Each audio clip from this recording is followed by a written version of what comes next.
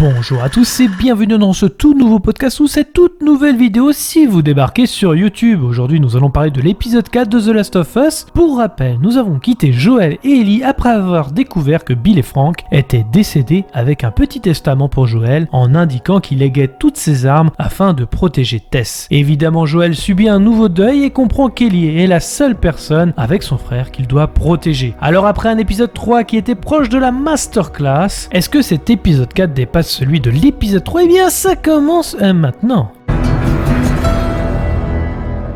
Alors oui, c'est très court comparé aux autres épisodes. De plus, l'arc de Kansas City s'arrêtera au prochain épisode comme un goût d'inachevé quand on finit l'épisode. Cependant, rassurez-vous, l'épisode 5 sera diffusé samedi matin en France car Super Bowl oblige. Je me demande s'ils feront également la même chose pour l'épisode final vu qu'il sera en concurrence avec la cérémonie des Oscars. Alors il s'agit d'un épisode centré sur l'humanité et c'est important de le savoir dans le sens où nous avons aucun infecté pour la première fois à l'écran. Si vous avez joué au jeu, plus on avance dans le jeu, et plus les infectés sont les moins menaçants comparés aux humains, alors forcément, ça fait sens. L'épisode s'interroge entre notre humanité et la folie, et à quel moment nous basculons. Déjà intronisé dans l'épisode 3 avec Ellie et l'infecté, puis sur le questionnement du passé de Joel pendant la pandémie, en passant par ce qu'il doit être fait. Et le nouveau personnage de Kathleen, interprété par l'excellente Mélanie Lynskey, que vous avez pu voir dans Don't Look Up ou encore Yellow Jacket, qui parle à celui qui lui a donné la vie, un docteur, qu'elle reprendra d'ailleurs dans l'épisode.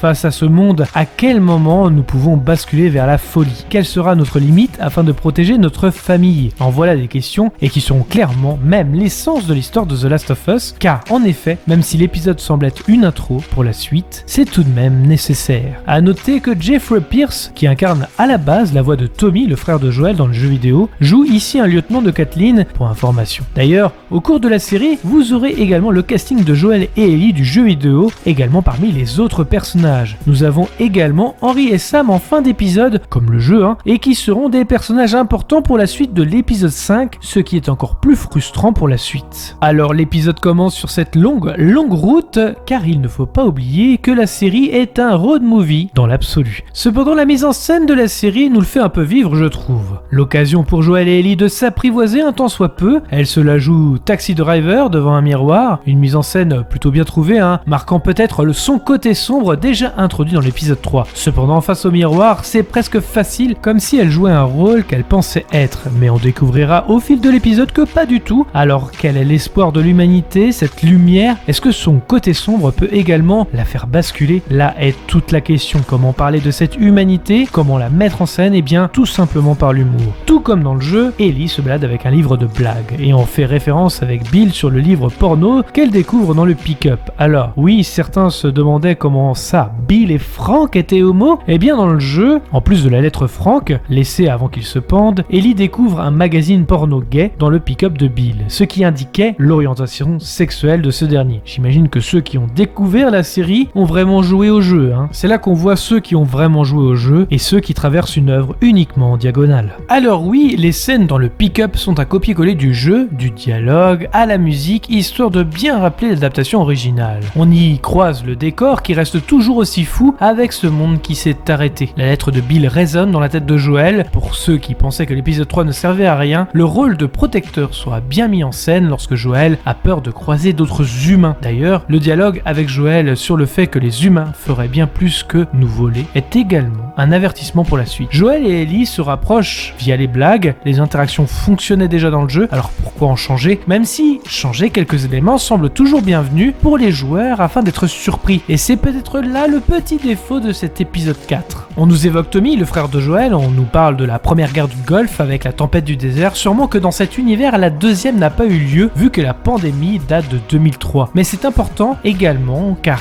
lors de cette guerre, des enfants ou des femmes demandaient de l'aide à l'armée comme le jeune à Kansas City, révélant par la suite une bombe planquée qui coûta la vie à de nombreux soldats. Toujours important de faire le parallèle à notre histoire dans un scénario catastrophe. On nous révèle également que ce groupe, Tess, Jess, Joel et Tommy n'ont pas forcément été des humains dans leurs actes au cours de l'épisode, avec des choix qui, parfois, ôtaient la vie d'innocentes personnes, comme si les gentils de l'histoire n'existaient pas ici. Le monde avant ou maintenant est pour Joel du pareil au même, rempli de pessimisme réaliste. Le décor parle aussi de la folie de l'humanité avec ce plan sur les cadavres carbonisés, nous évoquant encore une fois notre histoire. Petit passage de gunfight entre Joel et Ellie, rappelant les jeux évidemment, mais c'est aussi là pour souligner qu'Ellie reste une ado et qu'elle ne devrait pas subir cette violence. Cela rappelle à quel point le monde était normal avant la pandémie et que peut-être il mérite d'être sauvé. L'humanité d'Ellie semble ne plus exister quand elle tire sur un ado. Et pourtant la compassion est là, au point de culpabiliser par cette larme qui en dit beaucoup sur elle. Non, il ne s'agit pas de sa première fois et pourtant elle en est affectée malgré la violence qui en découle. Quant à Joel, ceux qui pensaient qu'il n'était pas comme dans le jeu concernant ce qu'il doit être fait, aucune pitié. Il tuera l'adolescent quoi qu'il en coûte. Le mot protection résonne toujours. Le groupe n'est ni la Fedra ni les Lucioles, pourtant ils fonctionnent toujours de la même façon, en étant cruels entre eux, parfois même parano. La scène du conteneur en parle d'elle-même, parlant et évoquant ceux qui donnaient les Juifs pendant la Seconde Guerre mondiale. Oui, je sais, encore un parallèle à notre histoire. Cependant, l'interrogatoire de Kathleen semble encore humaine à ce moment-là. Face à un docteur, face à celui qui lui a donné la vie, Kathleen a perdu son frère à cause de la Fedra. La ligne pour la folie semble si mince pour elle. Elle découvre le corps laissé par Ellie et Joel. Kathleen tue carrément le médecin. L'humanité semble disparue chez elle et met en place toute son armée pour trouver le coupable. Elle est devenue ce qu'elle a juré de combattre, la Fedra, et pourtant elle déploie tout ça à travers la ville. Joel fait un cours à Ellie sur le maniement des armes afin qu'elle se protège et lui explique qu'elle n'aurait pas dû subir le fait d'avoir enduré cette violence. Presque une perte d'humanité, comme je le disais, sauf que Ellie, elle pleure. Bon signe pour ne pas vouloir la mort d'un autre. L'espoir encore de l'humanité. J'ai l'impression que la scène du cours du pistolet est un hommage même à Terminator quand Kyle Reese a une méthode bien précise pour qu'on ne lui pique pas son fusil à pompe.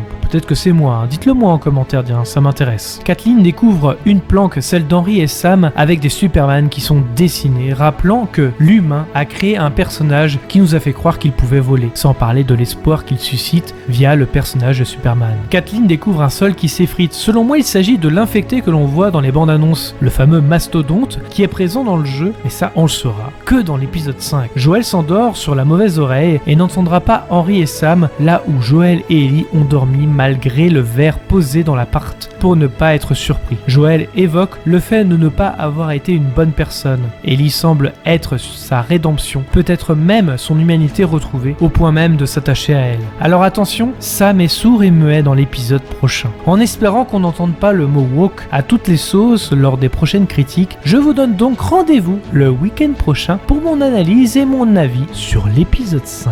Merci à tous d'avoir regardé cette vidéo, je précise qu'il s'agit d'un avis et non d'une pensée unique. Pensez à liker, commenter, mettre un pouce bleu et d'activer la cloche pour ne rien rater.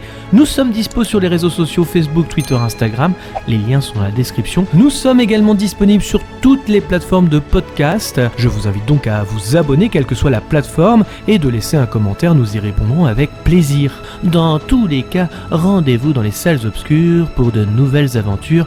Bonne soirée à tous.